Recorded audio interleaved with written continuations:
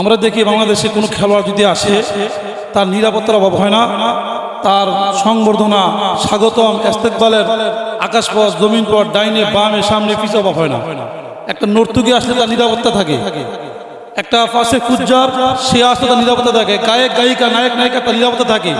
একজন দিনের দায়ী, তিনি ওয়াজ করবেন, দিনের দাওয়াত দিবেন, আল্লাহর কোরআনের কথা আল্লাহর জমিনে বলবেন, রাসূলের আদর্শ কথা জমিনে বাস্তবায়ন করার জন্য মানুষকে দাওয়াত দিবেন। আজকে তাদের নিরাপত্তা নাই। আমরা দেখি বিভিন্ন সময় ওয়াইজিনদেরকে হেস্তনস্ত করা হয়, অপমানিত করা হয়, কিন্তু সেই ব্যাপারে একটা উদ্যোগ নিয়েছে হাফেজ মাওলানা মহসিন আলী সাহেব।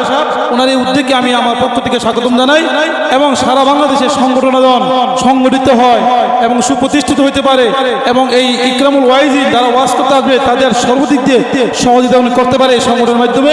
আমি এটা শুভ কামনা করছি এবং হযরতকে আল্লাহ তাআলা হায়াত দারাজ করুক এবং যারাই যেই তবকার লোক হোক, যারাই দিনের কথা বলবেন, ওয়াজের ময়দানে ওয়াজ করবে, সে আলিয়ার হোক, কবিয়ার হোক, আহলে হাদিসের হোক, কিন্তু সে একজন আলেম। কিন্তু আজকে আমরা ওয়াজের মঞ্চকে এমন এক অবস্থা তৈরি করছি যে আমরা গীবতের, শিকায়েতের এটা মঞ্চ তৈরি করে ফেলছি। আওয়াম পাবলিকের কাছে গিয়ে উলামায়ে কেরামের বিদ্বেষমূলক আলোচনা করা হয়, কিন্তু যারা ওয়াজ করবেন তাদের সাথে একটু দেখা করে হইলো এই আলোচনা করা উচিত যে আসলে আমরা